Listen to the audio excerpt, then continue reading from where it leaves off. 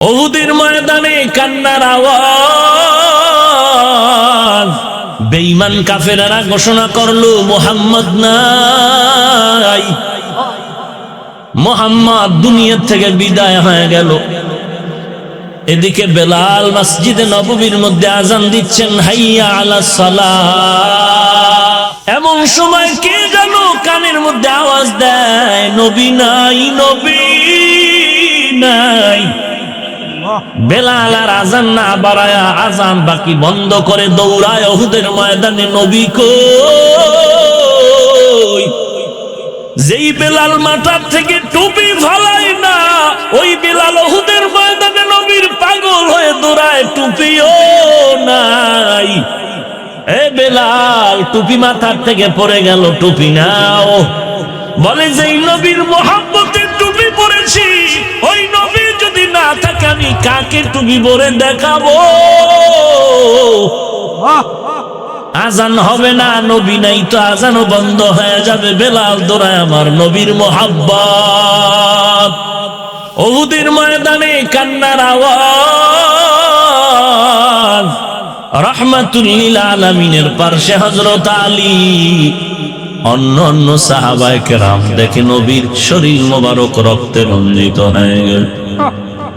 নবীকে ধরে উঠাইলেন, আস্তে আস্তে করে নবীকে নিয়ে উহুদের ময়দানের পাহাড়, এক উহুদের বিশাল বড় পাহাড়, ওই পাহাড়ের একটা খানিক নিচে একটা ছোট গর্ত আছে, পাথরের উপরে নবীকে বসালেন। যুদ্ধ থেমে গেল, নবী বসলেন। আজও হাজার হাজার বছর বিদায়ের পর এখনো যদি নবীর সেই বসা পাথরের কিনারায় যাও, আল্লাহর কসম করে বলি, নবী যেই পাথরটায় রক্ত মাখা দেহ নিয়ে বসছিলেন, ওই গর্ত আর পাথর থেকে এখনো মিশকের ঘ্রাণ পাওয়া যায়। নবী বসে বললেন, ও সাহাবায়ে কেরাম, আমি নবী এখনো মরি নাই।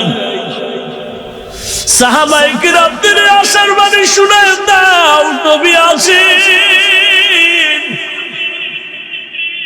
নবী এখনো বিদায় হয় নাই। খেজুরের বাগানে নবীর একা আসে পানি দিচ্ছে, হঠাৎ কানে আওয়াজ আসছে, নবী নাই।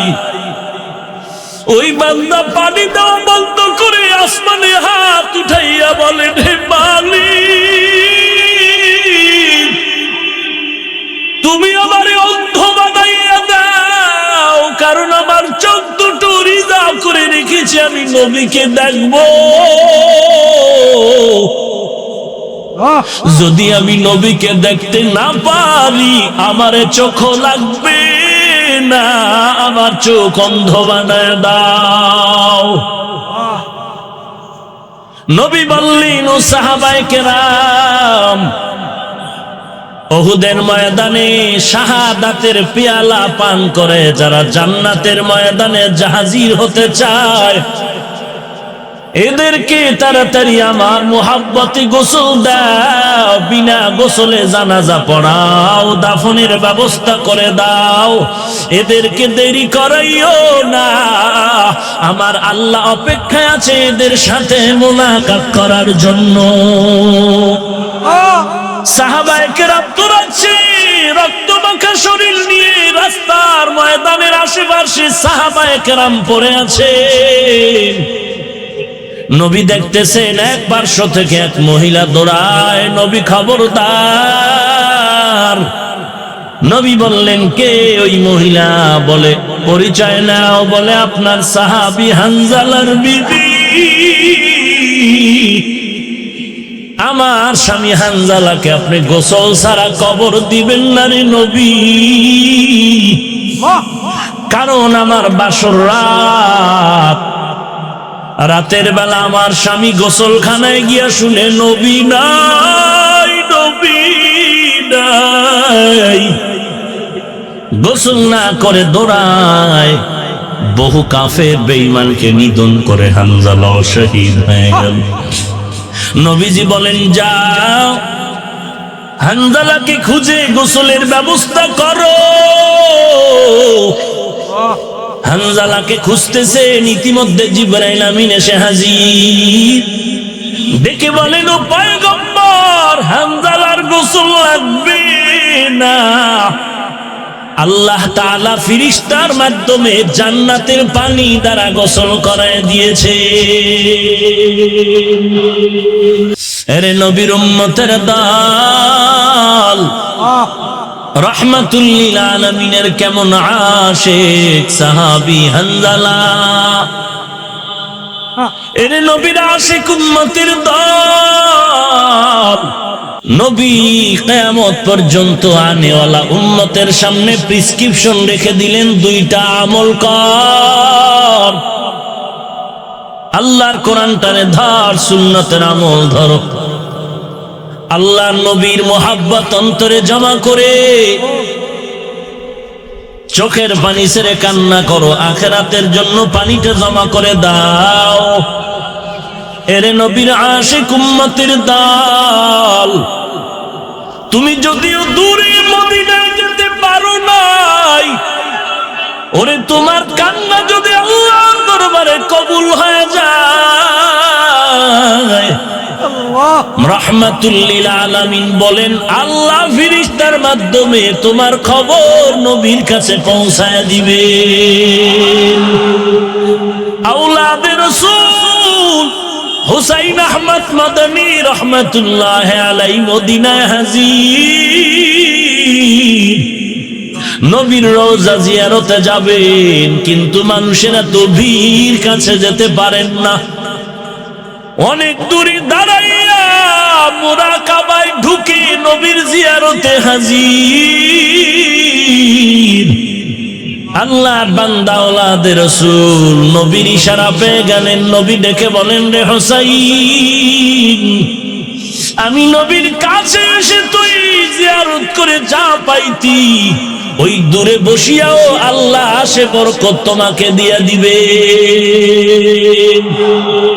আরে নবীর আশিক, যত নবীর আশিকের ইতিহাস পড়ে দেখবা, সুন্নতের আমল ছাড়া কোনো আশিক নাই। মাথার চুলগুলো, হাতের নখগুলো, পোশাক, চলাফেরা, খানা দানা, প্রত্যেকটা ক্ষেত্রে নবীর সুন্নতের আমল করো। এরে নবীর আশিক উম্মতের দল, সাহাবায়ে কেরাম নবীর প্রত্যেকটা সুন্নতের আমলটাকে জীবন থেকে বেশি দামি মনে করে মহব্বত করেছেন।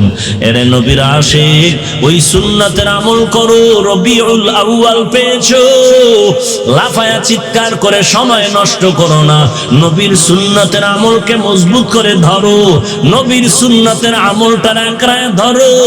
নিজে একা না, ঘরের মধ্যে নবীর উম্মত যারা, তোমার ভাই, তোমার বোন, তোমার মা, তোমার স্ত্রী সহ ঘরের মধ্যে সুন্নতের আমল জারি করে দাও। মদিনায় গিয়ে যা পাইবা, আল্লাহর মুহাব্বত যদি নিয়ে নবীর সুন্নতের আমল করো, এই বাংলাদেশে বসিয়াও আল্লাহ পাক যদি তোমার কপালটা খুলে দেয়, ঘুমের ঘরেও তোমার নবীর সাথে মোলাকাত হয়ে যাবে। নবীর সাথে মোলাকাত যদি চাও, কার মনে চায় না নবীর সাথে মোলাকাত হয়ে যাক? নবী বলেন, আমি নবীকে যদি কেউ স্বপ্ন দেখো, আমি নবীকেই তুমি দেখবা, কারণ আমার আকৃতি কোনো শয়তান ধরতে পারবে না রে উম্মত। আর ওই নবীর সাথে যদি মোলাকাত করতে চাও, যেই নবীর মোহাব্বতে টুপি পরলাম, দাড়ি রাখলাম, লম্বা জামা পরলাম, নবীর মোহাব্বতে পোশাক পরি, নবীর সুন্নত অনুযায়ী চলতেছি, এই নবীর সুন্নত এত সুন্দর, না জানি আমার নবীজি কত সুন্দর। এরে নবীর উম্মতের দল, গর্তের পিপিলিকা আল্লাহর কাছে কান্না করে, আল্লাহ একটু মক্কার ঘর দেখতে মনে চায়, একটু মদিনা রওজায় যেতে মনে চায়। আল্লাহ তাআলা বলেন, এ মক্কার কবুতর যাও, অমুক এলাকার গর্তের পিপিলিকাকে মক্কা মদিনা দেখায় দেও, বড় আশিক হয়ে আছে পিপিলিকা। এরে নবীর উম্মতের দল, ওই দিলের মধ্যে তামান্না তৈরি করো। কান্না না করলে আম্মা জান যেমন খানা দেয় না, বিনা বাতাসে পানি যেমন নাড়াচাড়া করে না, ওরে বান্দা দিলের মধ্যে তামান্না না তৈরি করো, আল্লাহর কাছে কান্না করো, হে মালিক আমি নবীর একজন আশিক, নবীর মোহাব্বতে টুপি পরলাম, দাড়ি রাখলাম, পাগড়ি পরলাম, নামাজ পড়ি, পর্দা করি, হালাল খাই। কত মানুষ টুপিওয়ালা বলে গালি দেয়, দাড়িওয়ালা বলে গালি দেয়, এরপর টুপি ফালাই না, দাড়ি ফালাই না, নামাজ ছাড়ি না। রে আল্লাহ, ও আল্লাহ তোমাকেও দেখি নাই, নবীকেও দেখি নাই, এরপর টুপি ফালাই না, তোমার নবীর সুন্নতের আমল, ওই নবীকে একটু দেখার মনে চায়। আল্লাহ তুমি পারলে একবার মদিনায় নেওয়া, মদিনার রওজার কিনারা একটু দাঁড়ায় সালাম দিতে মনে চায়, বাইতুল্লাহর গিলাফদারে কলবের সাথে বুকের সাথে লাগায় লাব্বাইকের আওয়াজ দিতে মনে চায়। রে আল্লাহ তুমি একবার বাইতুল্লাহ নাও, একবার তুমি নবীর রওজায় নিয়ে সালাম দেওয়ার তৌফিক দাও। কানতে যদি পারো, একটা ফোঁটা চোখের পানি যদি ছেড়ে দিতে পারো রে মুমিন, এই চোখের পানি বৃথা যাবে না। অন্তত কিছু পাও আর না পাও, দেখবি ঘুমের ঘরে আমার মায়ার নবী রহমাতুল লিল আলামিন হাজির। ওই নবীর মোহাব্বত নিয়ে কান্না করো, সুন্নতের আমল করো। হে মুমিন মুসলমান, নবীর সুন্নতের আমল করো। ওই ভারতের সন্তান শিব শক্তি স্বরূপ যে কালেমার পতাকায় এসে কালেমা বলল, এত টাকা পয়সার অভাব নাই, দুনিয়ার সব কিতাবগুলো পড়ে পড়ে দেখলো, ধর্মগ্রন্থ পড়ে দেখলো, কোন কিতাবের মধ্যে ভুলের শেষ নাই। এক পর্যায়ে ইসলামের দিকে যখন আকৃষ্ট হলো, আল্লাহর কোরআন রিসার্চ করতেছে, করতে করতে দেখে এটাই সত্য কিতাব, এ কোরআনের মধ্যে কোনো ভুল নাই। মনে মনে রেডি হয়ে গেল, রহমাতুল লিল আলামিনের ধর্ম ইসলামের উপরে আগায়া যাবে।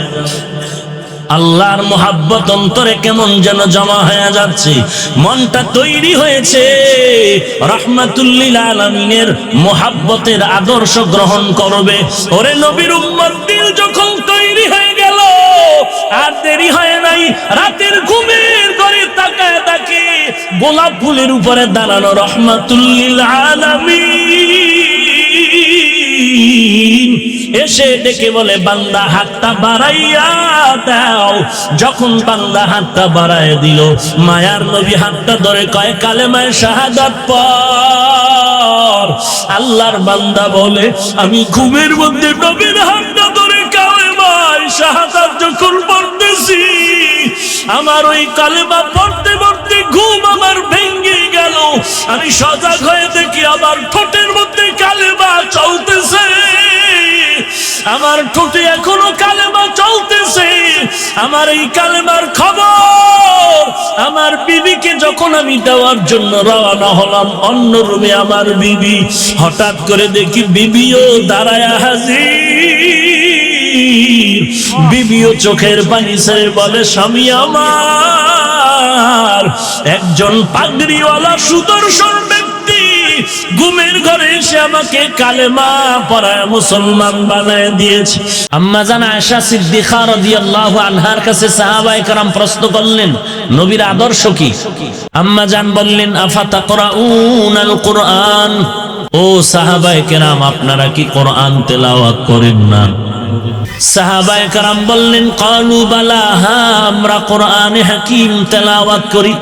আম্মা জান আয়েশা রাদিয়াল্লাহু আনহা জবাবে বললেন, কানা খুলুকুহুল কুরআন, আল্লাহর কোরআন হলো নবীর জীবন্ত আদর্শ।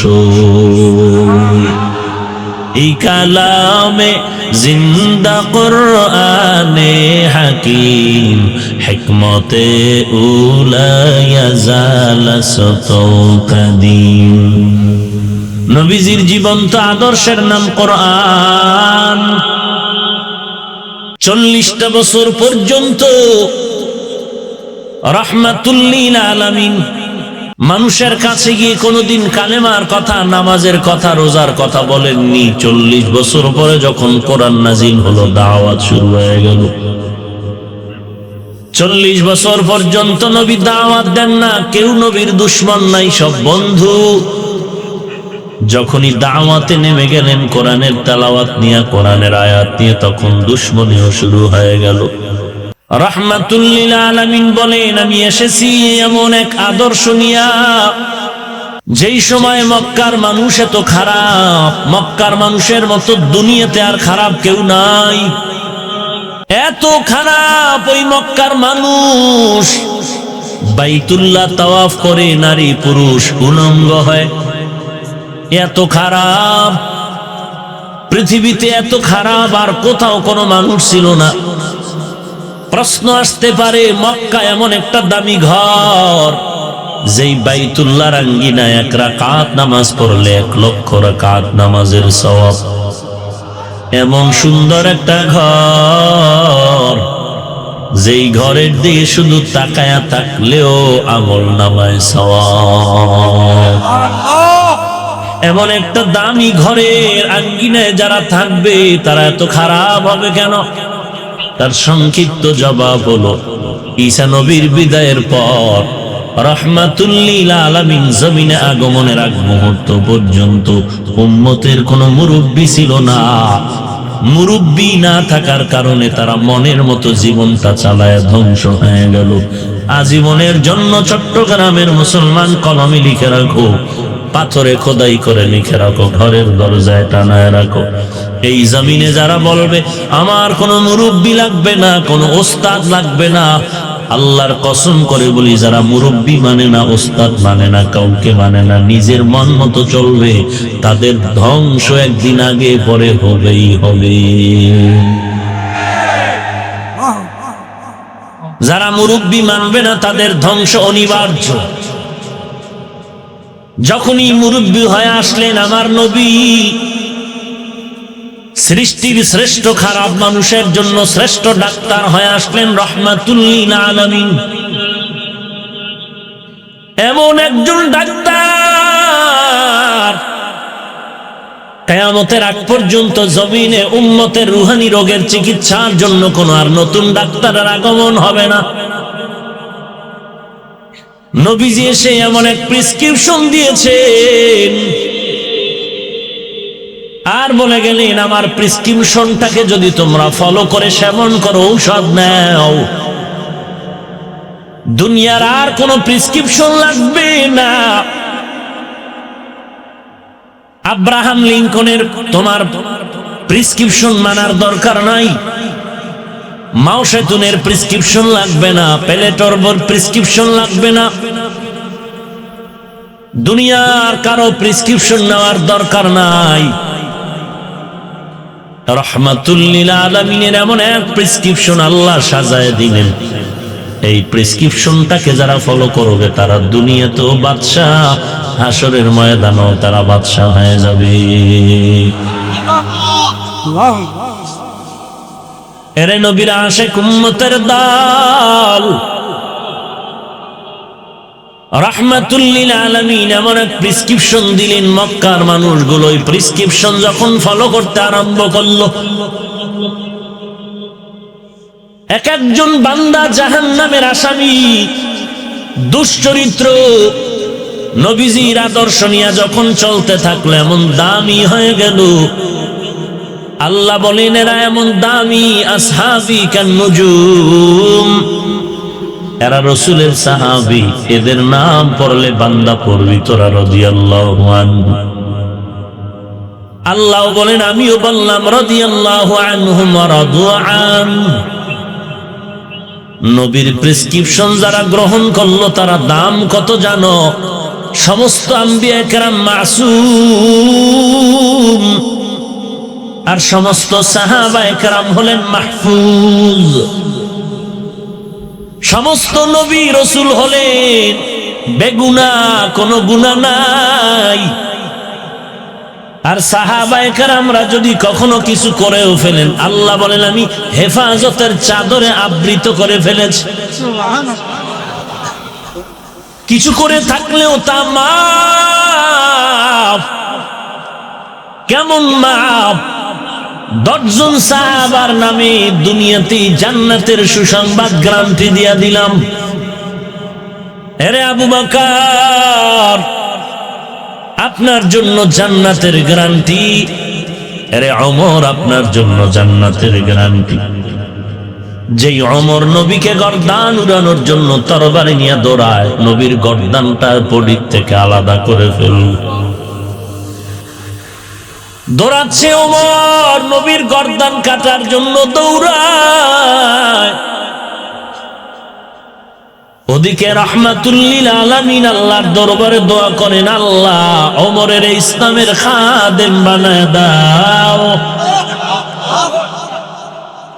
রাহমাতুল লিল আলামিনের দোয়া আরশে আজিম পর্যন্ত চলে গেল। ওমর তরবারি নিয়ে দৌড়ায়, মুহাম্মদের গর্দানটা বডির থেকে আলাদা করে দিব। আল্লাহ আসমান থেকে ফয়সালা করলেন, রে ওমর, মুহাম্মদের গর্দান আলাদা করতে পারবি না, বরং তার কদমের কাছে তুই মাথা নত করতে বাধ্য হয়ে যাবি। সেই ওমর পয়গম্বরের দরবারে গিয়া মাথা নত করে বললেন, পয়গম্বর, আমার বোন আপনার কাছে কালেমা পড়েছে, আমার বোনকে আমি দেখতে গিয়া সাবধান করতে গিয়া আমিও বেড়াজালে আবদ্ধ হয়ে গেলাম। আমার বোনের কণ্ঠে কোরআনের তেলাওয়াত আমি ওমর যখন একটু নজর দিলাম, আমার দিলের মধ্যে অ্যাকশন শুরু হয়ে গেল। নবী বলেন, উত্তম আদর্শ নিয়ে আসলাম, 2টা জিনিস রেখে গেলাম, ধরে রাখ, কোনদিন বিপদে পড়বি না। 1 নম্বরে কোরআন, 2 নম্বরে সুন্নাত। কোরআন এমন একটা কিতাব যে আল্লাহ নাজিল করেছেন রাহমাতুল লিল আলামিনের কাছে। ওই কোরআনের দিকে শুধু তাকায়া থাকবা, সওয়াব। কেমন নবীর কাছে আল্লাহ দিলেন যে নবীর দিকে তাকায় থাকলেও সওয়াব। ইহুদি মহিলা দুধের বাচ্চা নিয়ে নবীর কাছে আসছে, কোনো প্রশ্ন করে আটকায় দিবে। মহিলা নবীজির কাছে বাচ্চা নিয়ে আসার মাত্র, যেই বাচ্চাটা দুগ্ধ পান করে কথা বলতে পারে না, মহিলা নবীর কাছে এসে দাঁড়ানো মাত্র ওই দুধের বাচ্চা রাহমাতুল লিল আলামিনকে সালাম জানায় দিল। মহিলা আশ্চর্য হয়ে বলেন, রে বাচ্চা, তুই মাম্মু বলে ডাকতে পারো না, আব্বু বলে ডাকতে পারো না, কিন্তু বুঝলাম না কাকে তুই সালাম দিয়েছ।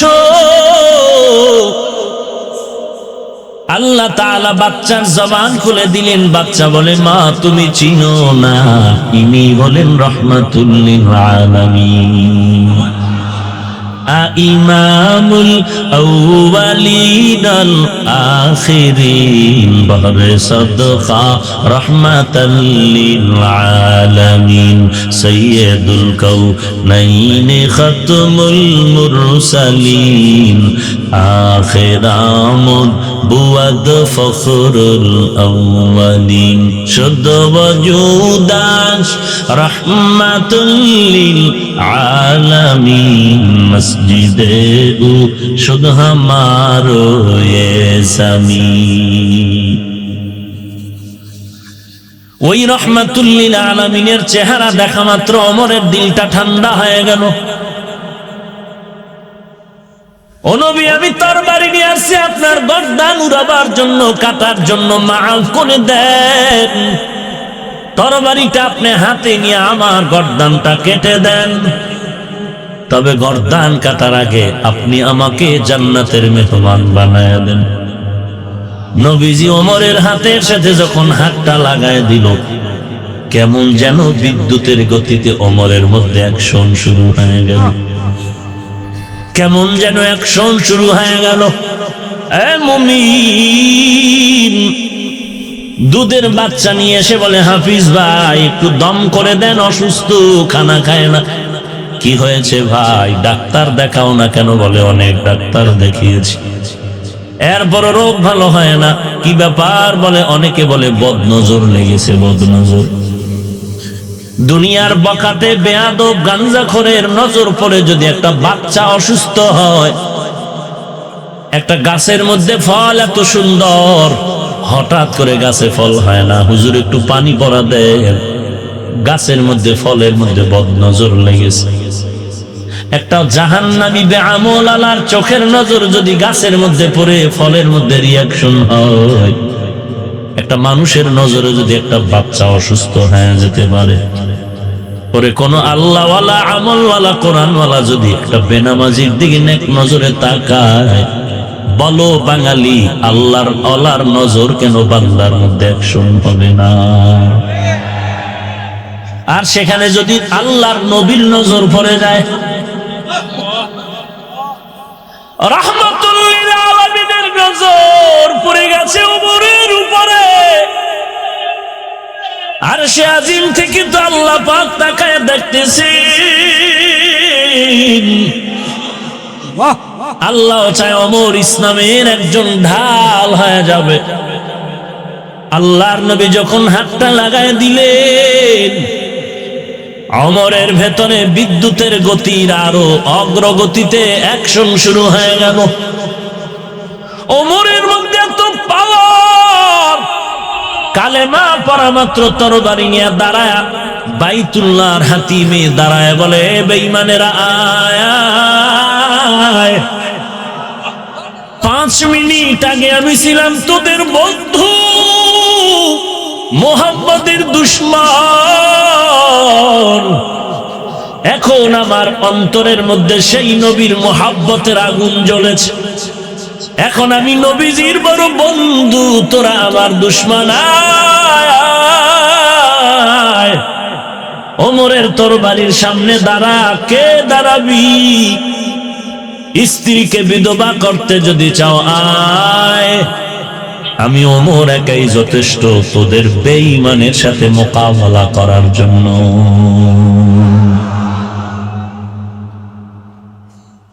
এরে নবীর উম্মত, আল্লাহ পাক এই 10 জনের মধ্যে দ্বিতীয় স্তরে হযরত ওমরকে দান করলেন, জান্নাতের টিকিট দিয়ে দিলেন। ও নবীর উম্মতের দল, রবিউল আউয়ালে কি পরিমাণ তুমি মিছিল করলা, মিটিং করলা, এগুলো নিয়ে হিসাব হবে না। নবী বলেন, আমি যে 2টা জিনিস রেখে গেলাম, কোরআন আর সুন্নাত, কি পরিমাণ আমল করেছো হিসাব হবে। নবী বললেন, আমি মিলাদুন নবী সম্পর্কে রোজা রেখেছি, তুমি রাখছো কিনা হিসাব হবে। এরে নবীর উম্মতের দল, নবীজি উত্তম আদর্শ নিয়ে যখন মক্কায় প্রচার শুরু করলেন, মক্কার মানুষ এত দামি হয়ে গেল, চতুর্দিকে শুধু শান্তির আওয়াজ।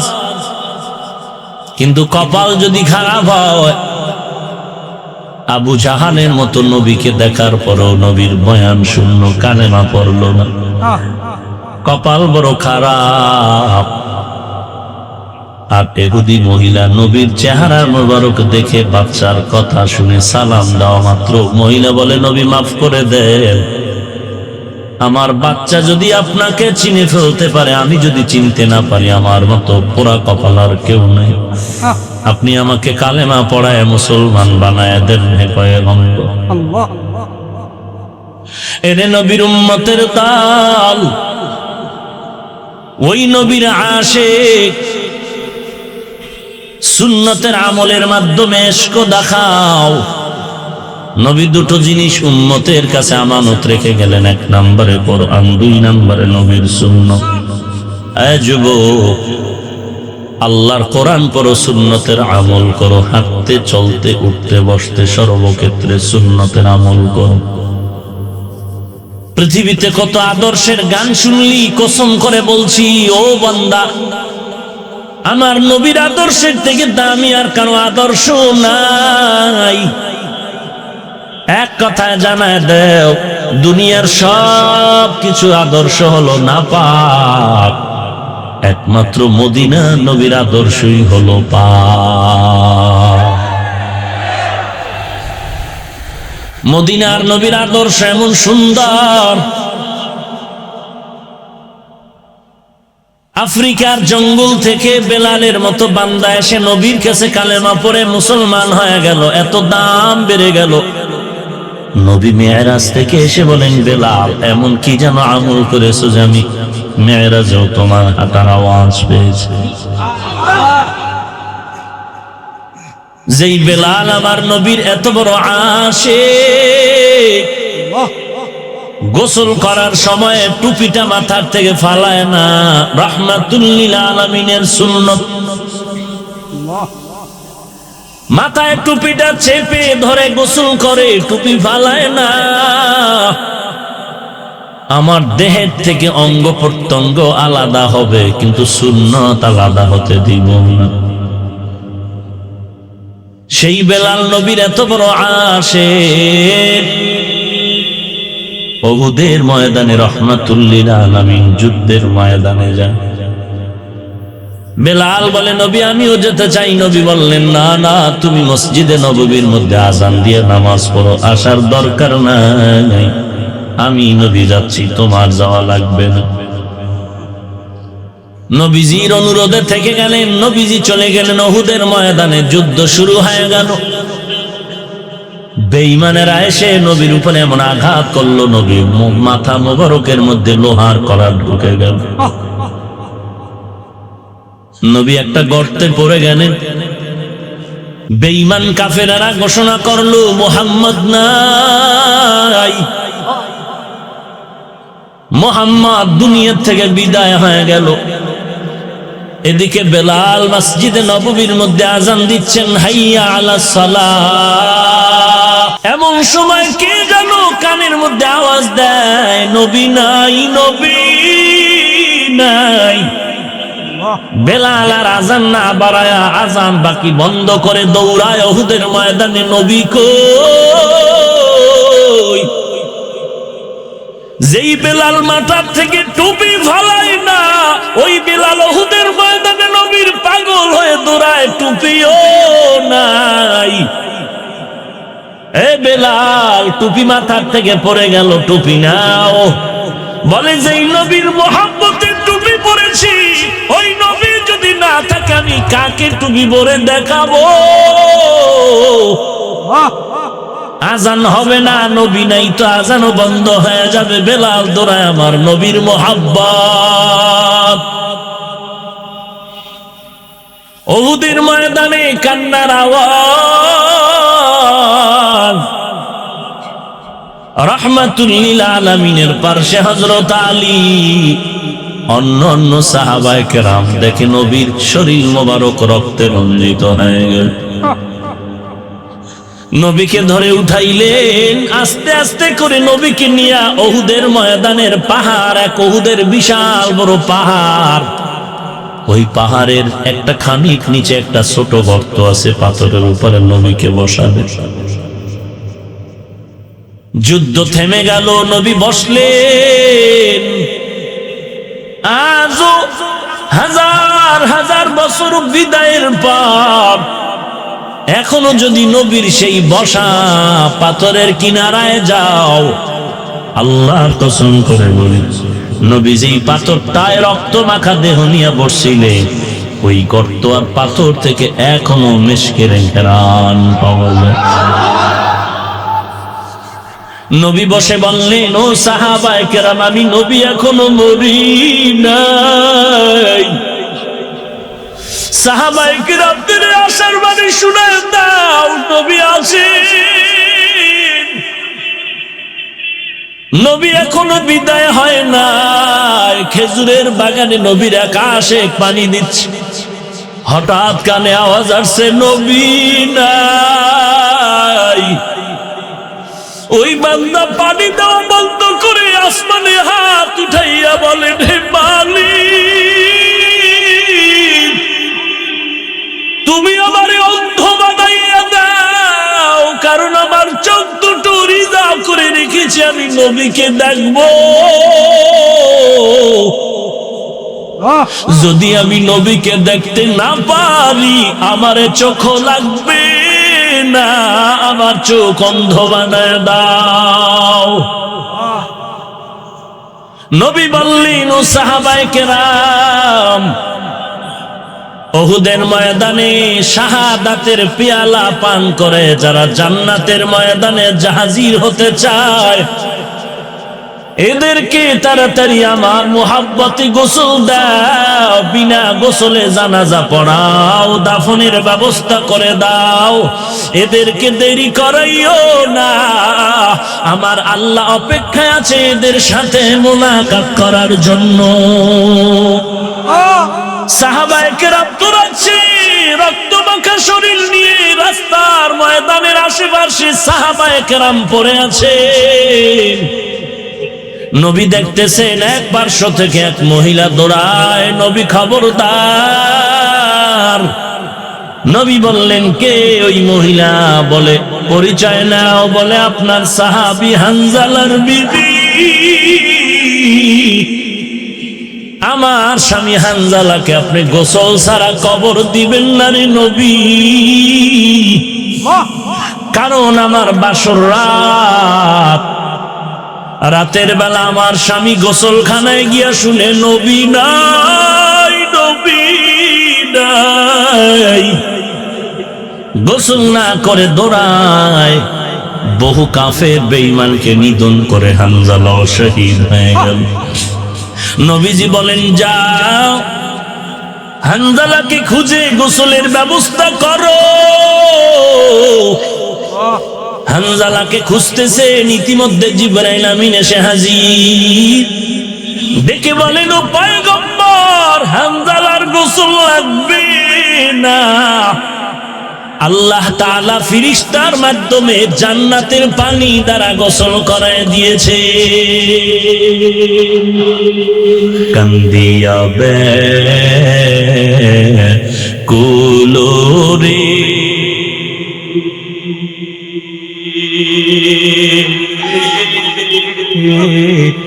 হানজালা শহীদ রে, কলিজা সিরি সেরে সেই জঙ্গে ওহুদে, কলিজা ভেঙ্গে সেরে সেই জঙ্গে ওহুদে। নবীর এক সাহাবী ছিলেন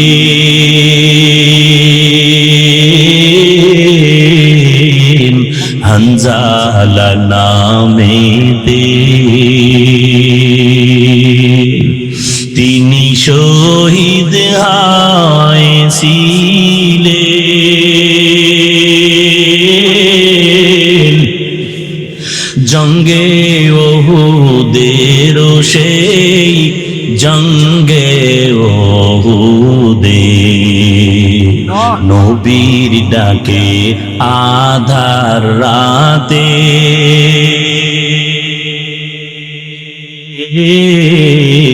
কহেন বিবির তরে, বিয়ের রাত্রে চলছি রানী,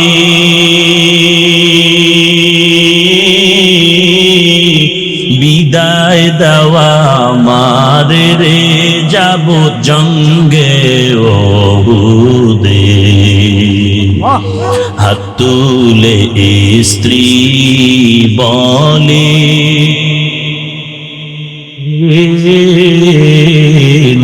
আল্লাহর দরবারে বিয়ের রাত্রে নব স্বামী,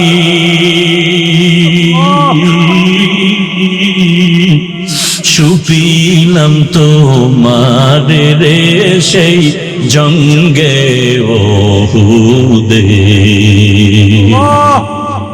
নবীর এক সাহাবী ছিলেন হানজালা নামেতে, তিনি শহীদ হয়েছিলেন বিবাহের রাত্রিতে রে সেই জঙ্গে ওহুদে। যুদ্ধে গেলেন শহীদ হইলেন নাপাক হালাতে। নবী জেনে সাহাবাদের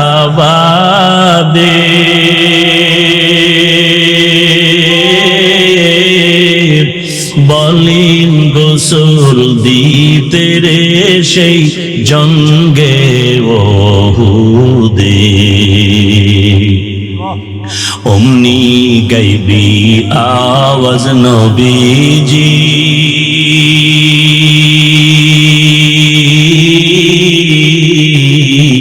পাইলেন শুনিতে।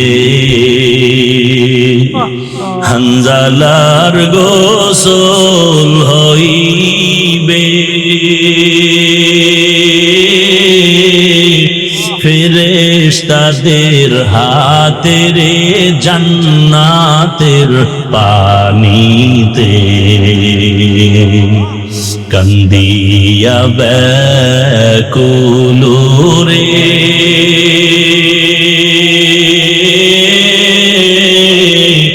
হানজালা শহীদ রে। কলিজা সিরি সেরে সেই জঙ্গে ওহুদে। এরে নবীর উম্মতের দল রাহমাতুল লিল আলামিনের কেমন আশিক সাহাবী হানজালা। এরে নবীর আশিক উম্মতের দল। নবী কিয়ামত পর্যন্ত আনেওয়ালা উম্মতের সামনে প্রেসক্রিপশন রেখে দিলেন, দুইটা আমল কর। আল্লাহর কোরআনটারে ধর, সুন্নতের আমল ধরো। আল্লাহর নবীর মোহাব্বত অন্তরে জমা করে চোখের পানি ছেড়ে কান্না করো, আখিরাতের জন্য পানিটা জমা করে দাও।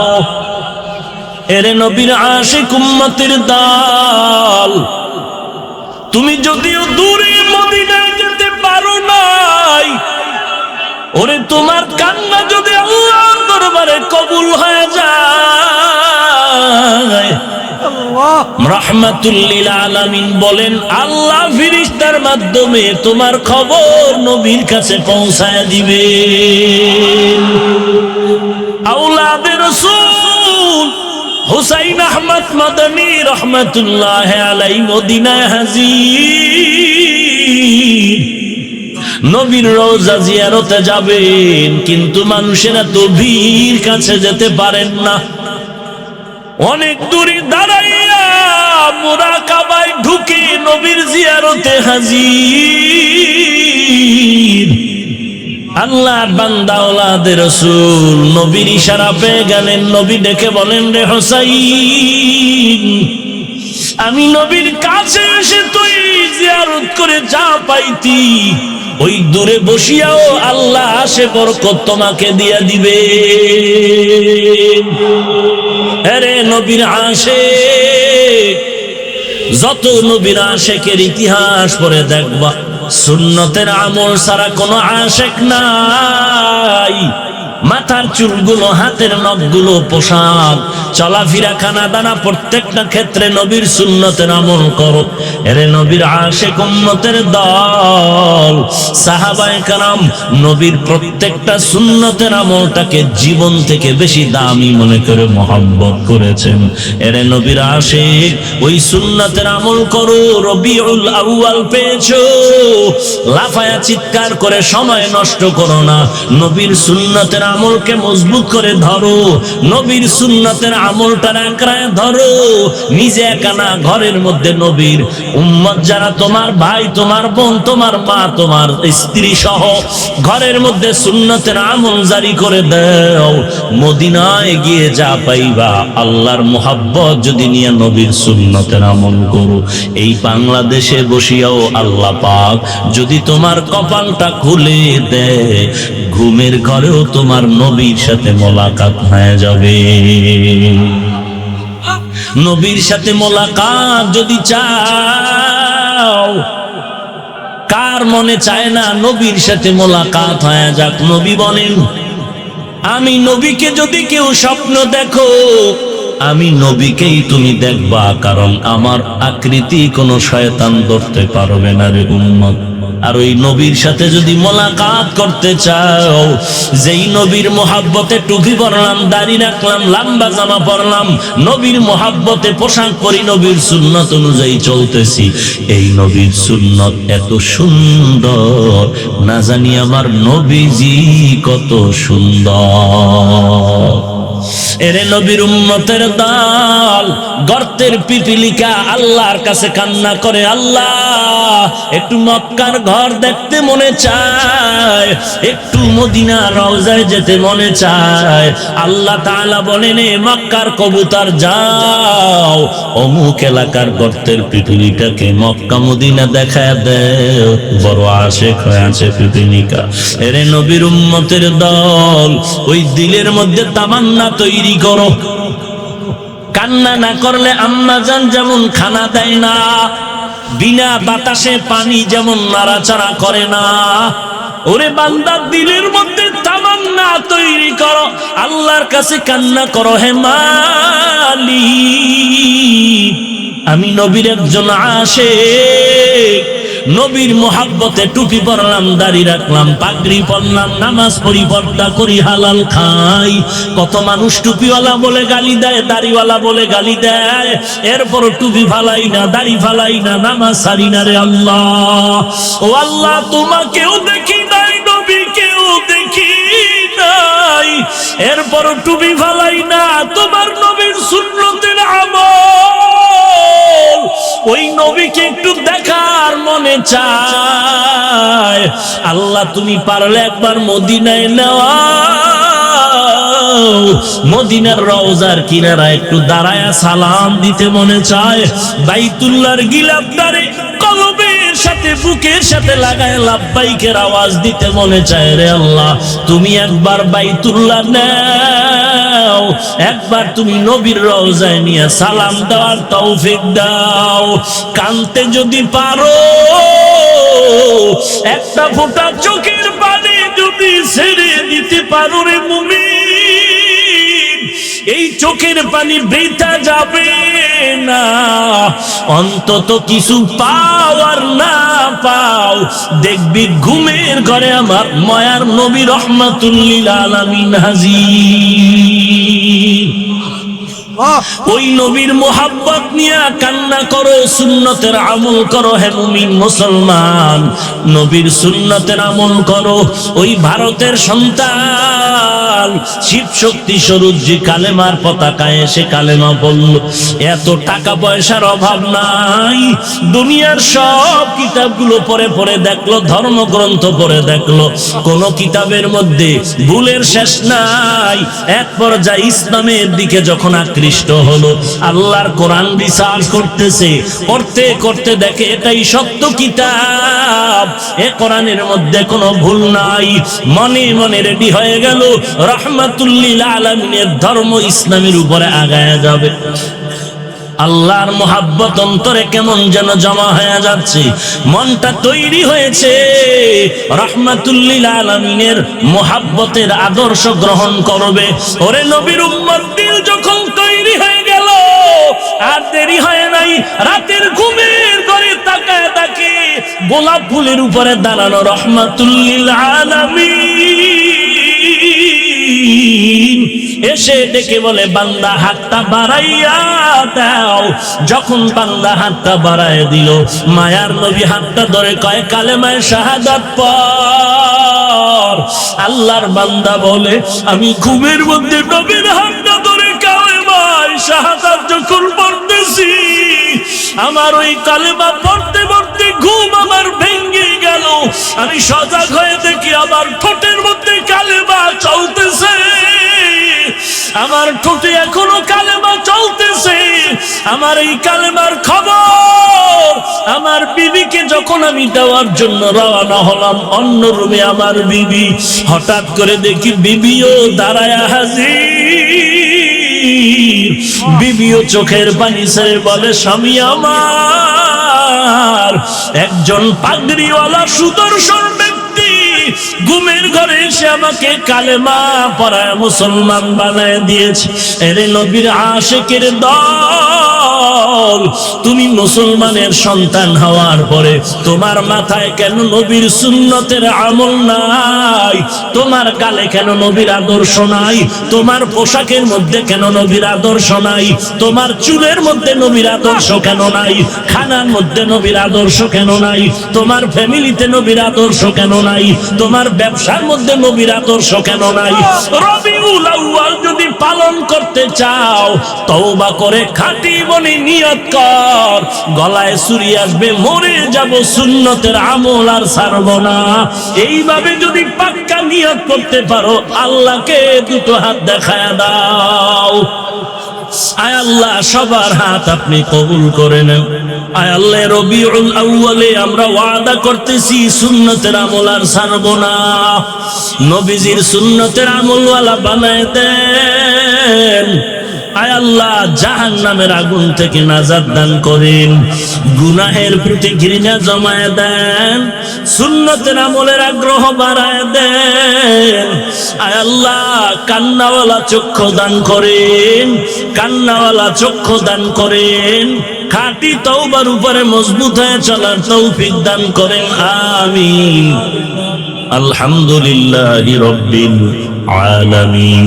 রব্বানা যালামনা أنفسنا وإن لم تغفر لنا وترحمنا لنكونن من الخاسرين ربنا آتنا في الدنيا حسنة وفي الآخرة حسنة وقنا عذاب النار رب ارحمهما كما ربياني صغيرا رب ارحمهما কামা রব্বায়ানি সগীরা। আয় আল্লাহ, কুদরতের হাত দরবারে আমরা হাত তুলেছি। আয় আল্লাহ, দুনিয়ার কোন দরওয়াজায় গিয়া নাজাত পাবো না। দুনিয়াকে গুনার কারণে দুনিয়ার মায়ায় পড়ে জিন্দেগিটাকে নষ্ট করে ফেলেছে। আয় আল্লাহ, আজকে তওবার হাত তুলেছি, আর গুনাহ করব না রে আল্লাহ। এই রবিউল আউয়াল আমার নবীর আগমনের মাস, নবীজির রেখে যাওয়া কোরআন সুন্নাহ আর ছাড়ব না রে আল্লাহ। নবীজির সুন্নতের আমলওয়ালা জিন্দেগি দান করেন। আয় আল্লাহ, গুনাহের প্রতি ঘৃণা জমায়ে দেন আল্লাহ। আয় আল্লাহ, আজকের মাহফিল কবুল করে নেন। আয় আল্লাহ, আয়োজনকারীদের কবুল করে নেন। এলাকাবাসীকে আপনি দিনের খাদেম বানায় দেন। ঘরে ঘরে হেদায়েতের বাতি জ্বালায় দেন। আয় আল্লাহ, উলামায়ে কেরাম মুরব্বীদের কবুল করে নেন। ব্যবসায়ী, চাকরিজীবী, ছাত্র ভাই, যুবক ভাই, ছাত্র, ছোট ছোট বাচ্চা, সবাইকে আপনি কবুল করে নেন। পর্দার আড়ালের মা বোনদের আবেদা পর্দানিশী বানায় দেন। আয় আল্লাহ, প্রত্যেক মা বাবাকে নেককার সন্তানের মা বাবা হওয়ার তৌফিক দান করেন। প্রত্যেক মা বাবাকে নেককার সন্তানের মা বাবা হওয়ার তৌফিক দান করেন। আয় আল্লাহ, সকলের দিলের নেক আশাগুলো পূরণ করে দেন। 5 ওয়াক্ত নামাজ বা জামাত আদায়ের তৌফিক দান করেন। সহিভাবে কোরআন শিখার তৌফিক দান করেন। আয় আল্লাহ, গুনাহের প্রতি ঘৃণা জমায়ে দেন। আয় আল্লাহ, মা বাবার খেদমতের জন্য কবুল করে নেন। আয় আল্লাহ, মা বাবা সন্তানের মাঝে মোহাব্বত বাড়ায় দেন। ওস্তাদ ছাত্র স্বামী স্ত্রীর মাঝে মোহাব্বত বাড়ায় দেন। আল্লাহ, যারা ব্যবসা করে, চাকরি করে, হালাল ভাবে বরকত বাড়ায় দেন। হারাম থেকে হেফাজত করেন। সারা দুনিয়াতে শান্তি দান করেন। বাংলাদেশ শান্তির দেশ বানায় দেন। প্রশাসনিক ভাবে যারা কাজ করে, দিনদার বানায় দেন। আল্লাহ, আমাদের দিল থেকে রিয়া, হাসাদ, কিবির দূর করে ইখলাস দান করেন। সবার সাথে মিল মোহাব্বত বাড়ায় দেন। আয় আল্লাহ, যারা লেখাপড়া করে পরীক্ষার্থী কামিয়াবি দান করেন আল্লাহ। চলার পথে কুদরতের হাতে ইজ্জতের সাথে হেফাজত করেন। আয় আল্লাহ, হাসিদিনদের হাসাদ থেকে হেফাজত করেন, হাসিদিনদের হাসাদ থেকে হেফাজত করেন। আয় আল্লাহ, হাসিদিনদের হাসাদ থেকে আপনি কুদরতের হাতে হেফাজত করেন। কোরআন ও হাদিসের ইলমের নূর সিনায় দান করেন। আয় আল্লাহ, আমলের মধ্যে বরকত বাড়ায় দেন, ইখলাস ওয়ালা আমল দান করেন। আওয়াজের ভেতরে, কথার ভেতরে ইখলাস রুহানিয়ত বাড়ায় দেন। আয় আল্লাহ, রিয়া হাসাদ কিবির দূর করে দেন। আদব ওয়ালা বিনয়ী জিন্দেগি দান করেন, ইজ্জতের উঁচু মাকাম দান করেন আল্লাহ। বাতিলের মোকাবেলায় বিজয়ী করে দেন, মুখালিফের মুওয়াফিক বানায় দেন, সবার অন্তরে মুহাব্বত বাড়ায় দেন। আয় আল্লাহ, বেশি বেশি নেক আমল করার তৌফিক দান করেন। মাদ্রাসা মসজিদ কবুল করে নেন। আয় আল্লাহ, প্রত্যেকটা যুবকের দ্বীনের খাদেম বানায় দেন। মোবাইলের গুনাহের থেকে হেফাজত করেন, মোবাইলের গুনাহের থেকে হেফাজত করেন, মোবাইলের গুনাহের থেকে হেফাজত করেন। আয় আল্লাহ, আমরা যারা হাত তুলেছি, আমাদের যাদের মা নাই, আমাদের যাদের বাবা নাই, অন্ধকার কবরে পড়ে আছে আল্লাহ, সবার কবর জান্নাতের বাগান বানায় দেন। যারা বেঁচে আছেন দীর্ঘ নেক হায়াত দান করেন। অসুস্থ যারা কুদরতের হাতে পূর্ণ সুস্থ করে দেন আল্লাহ। দীর্ঘ নেক হায়াত দান করেন, দীর্ঘ নেক হায়াত দান করেন, দীর্ঘ নেক হায়াত দান করেন। হালাল বরকতি রিজিক দান করেন, হালাল বরকতি রিজিক দান করেন, হালাল বরকতি রিজিক দান করেন আল্লাহ।